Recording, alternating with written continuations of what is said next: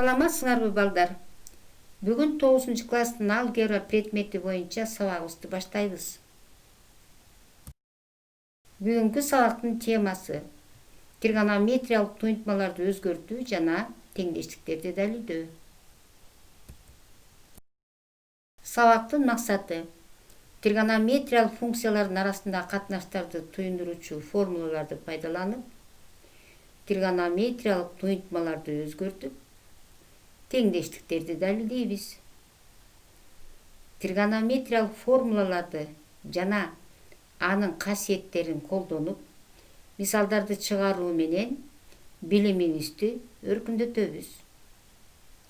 Мисалдарды туура жана так аткарып, өз алдынча иштеп, жоопкерчиликтүү болууга үйрөнөбүз. Балдар, силерде тригонометрия качан пайда болгон? Аны окутуунун зарылчылыгы барбы же жокпу деген суроолор ойлондурбой койбосо керек. Келгиле балдар, анда тригонометриянын тарыхына кайрылалы. Тригонометрия 1595-жылы немец окумуштуу математиги Птискус тарабынан негизделген жана ал грек сөзүнөн алынган.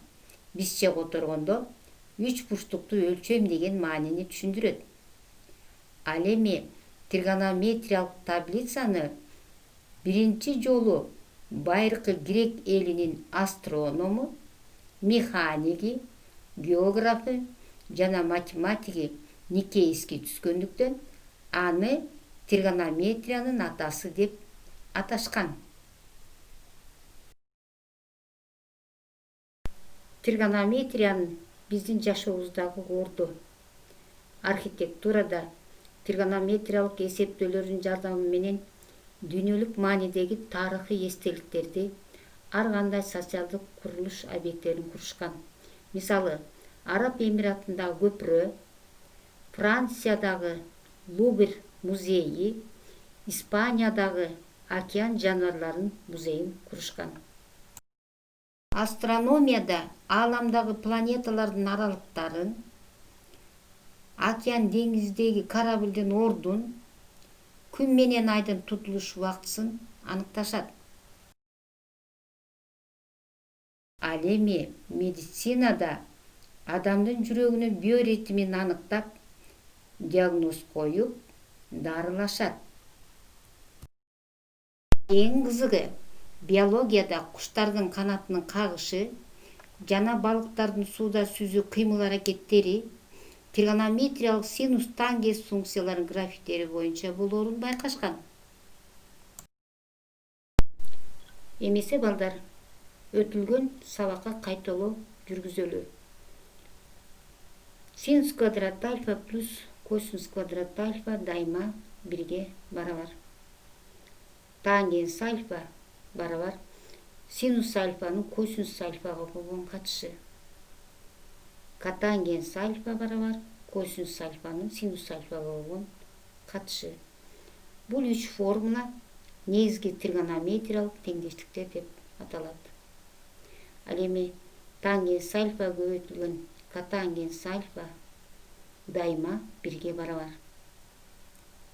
Тангенс квадрат альфа плюс 1 барабар 1-дин альфа тар бурчунун косинусунун квадратына болгон катышы. Котангенс квадрат альфа плюс 1 барабар 1 санынын альфа тар бурчунун синусунун квадратына болгон катышын туюндурат. Бул 3 формула тригонометриялык функциялардын арасындагы катнаштарды туюндуруучу формулалар деп аталат. Аталган формулаларды колдонуп, тригонометриялык туюнтмаларды жөнөкөйлөтөбүз жана теңдештиктерди далилдейбиз. Мисалдарды карап көрөлү. Биринчи мисал. Синус квадрат альфа бөлүнгөн 1 минус синус квадрат альфа туюнтмасын жөнөкөйлөткүлө. Бул туюнтманы жөнөкөйлөтүү үчүн негизги теңдештиктердеги биринчи формуланы колдонобуз. Ал үчүн адегенде туюнтманын өзүн жазып алабыз. Синус квадрат альфа бөлүмдө 1 минус синус квадрат альфа барабар бөлчөк сызабыз. Бөлчөктүн алымындагы Sinüs kvadrat alfаны özgörtpөйбүz. Ал эми бөлүмүндө 1 минус синус квадрат альфаны негизги теңдештиктин формуласына таянып косинус квадрат альфа менен алмаштырабыз. Синус квадрат альфа косинус квадрат альфанын катышы тангенс квадрат альфага барабар. Экинчи мисал. Синус квадрат альфа минус 1 косинус квадрат альфа минус 1 плюс тангенс альфа көбөйтүлгөн котангенс альфа туйнтмасын жөнөкөйлөткүлө. Бул туйнтманын өзүн жазып алабыз. Барабардык коебуз, бөлчөк сыңсабыз. Туйнтмадагы биринчи кошулуучунун алымында бөлүмүндө минус белгисин кашан сыртына чыгарабыз. Андыктан бөлчөк сызыгы алымында минус кашанын ичинде 1 минус синус квадрат альфа каша жабылган. Бөлчөктүн бөлүмүндө минус каша 1 минус косинус квадрат альфа кашаны жабабыз. Плюс тангенс альфа менен котангенс альфанын көбөйтүндүсү негизги теңдештиктин формуласына ылай 1ге барабар.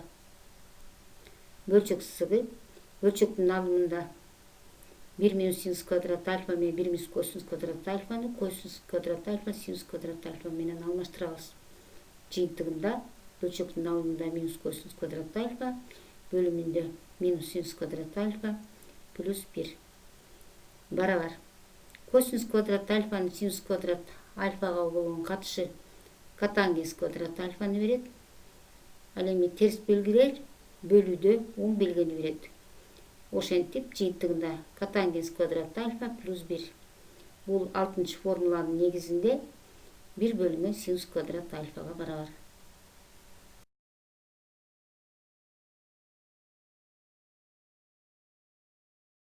Үчүнчү мисалды карайлы.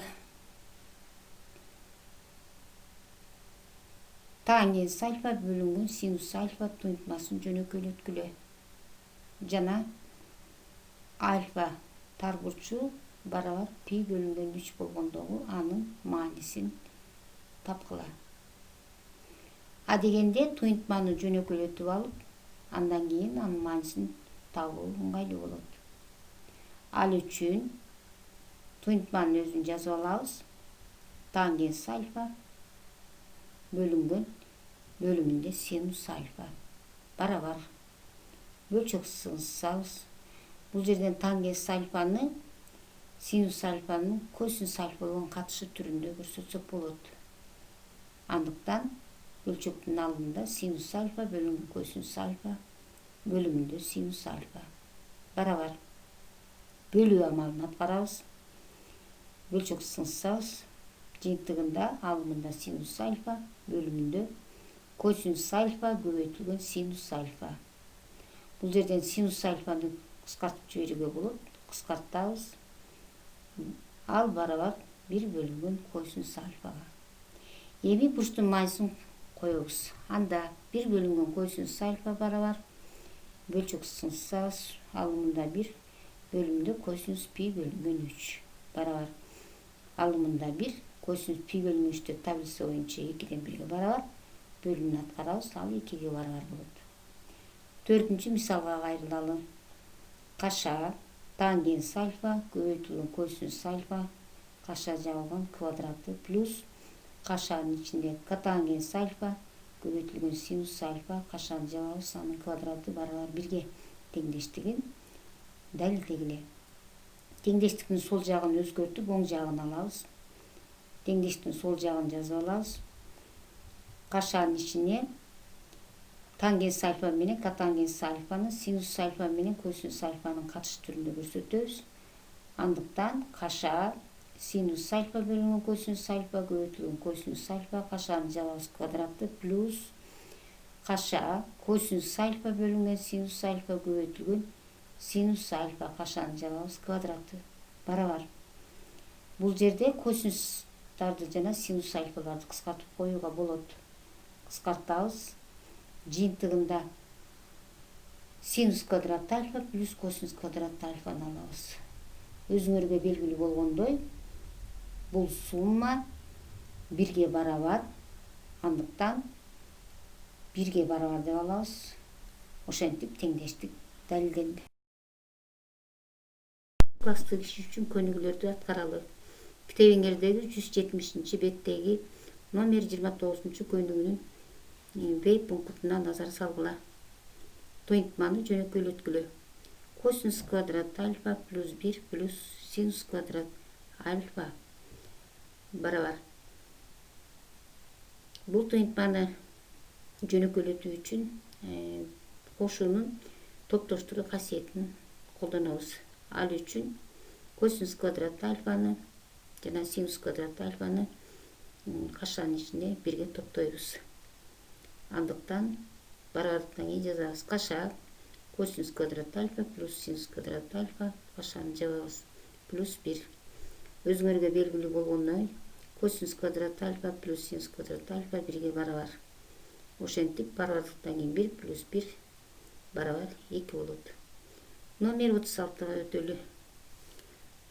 Тангенс альфа бөлүнгөн синус альфа тоюнтмасын жөнөкөйлөткүлө жана альфа барабар пи бөлүнгөн 3 болгондогу маанисин тапкыла.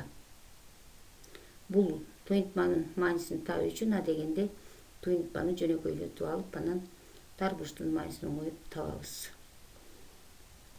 Тангенс альфа бөлүнгөн синус альфанын өзүн жазып алабыз. Барабар бөлчөк сызсабыз. Тангенс альфаны, синус альфаны косинус альфа болгон катышы түрүндө көрсөтөбүз. Бөлчөктүн бөлүмүндө синус альфа барабар бөлүүнү аткарабыз. Синус альфа бөлчөктүн бөлүмүндө косинус альфа көбөйтүлгөн синус альфа барабар. Бул жерден синус альфаларды кыскартууга болот. Бөлчөктүн негизги касиетинин негизинде кыскартабыз. Жыйынтыгында барабардыктан жазабыз. 1 бөлүнгөн косинус альфа. Эми альфа тар бурчунун маанисин коебуз. 1 бөлүнгөн косинус альфа барабар бөлчөк сызсабыз. Бөлчөктүн алымында 1 косинус пи бөлүнгөн 3 барабар бөлчөк сызсабыз. Алымында 1 косинус пи бөлүнгөн 3тү таблица боюнча 2ден 1ге барабар бөлүүнү аткарабыз. Жыйынтыгында 2ге барабар болот. Номер 37. Г пункту. Теңдештикти далилдегиле. Бөлчөк сызыгынын алымында косинус квадрат альфа минус синус квадрат альфа бөлүмүндө косинустун 4-чү даражасы альфа минус синустун 4-чү даражасы альфа барабар 1. Бул теңдештикти далилдөө үчүн сол жагында тоюнтманы жазып алабыз. Барабар бөлчөк сызсабыз. Бөлчөктүн алымында косинус квадрат альфа минус синус квадрат альфаны өзгөртүүсүз жазабыз. Ал эми бөлчөктүн бөлүмүндөгү тоюнтмага өзгөртүү киргизүүгө туура келет. Ал үчүн кыскача көбөйтүүнүн эки тоюнтманын квадраттарынын айырмасын формуласын колдонобуз. Демек, каша косинус квадрат альфа минус синус квадрат альфа каша жабылган. Көбөйтүлгөн каша косинус квадрат альфа плюс синус квадрат альфа кашаны жабабыз. Барабар. Бул жерден косинус квадрат альфа минус синус квадрат альфаны кыскартууга болот. Бөлчөктүн негизги касиетинин негизинде жыйынтыгында 1 бөлүнгөн косинус квадрат альфа плюс синус квадрат альфаны алабыз. Өзүңөргө белгилүү болгондой, бөлчөктүн бөлүмүндөгү косинус квадрат альфа плюс синус квадрат альфа 1ге барабар. Ал эми алымы 1, 1ди 1ге бөлсөк 1ге барабар болот. Анда эмесе балдар, сабакты бышыктоо максатында кайтарым байланыш сабагы үчүн суроолорго көңүл буралы. Биринчи, тригонометриялык тоюнтмаларды жөнөкөйлөтүү деген эмне? Экинчи, тригонометриялык теңдештикти далилдөө деп эмнени айтабыз? Үчүнчү, тригонометриялык тоюнтмаларды жөнөкөйлөтүүдө, теңдештиктерди далилдөөдө кайсы формулаларды колдонобуз? Бүгүнкү сабак түшүнүктүү болду деп ойлойм. Үйгө тапшырма. Окуп үйрөнүүгө параграф 5, 169-170 беттер. Чыгарууга номер 30-тун бээси, номер 39-тун аасы. Ушуну менен сабакты жыйынтыктайбыз. Көңүл бурганыңарга чоң рахмат. Саламатта болгула.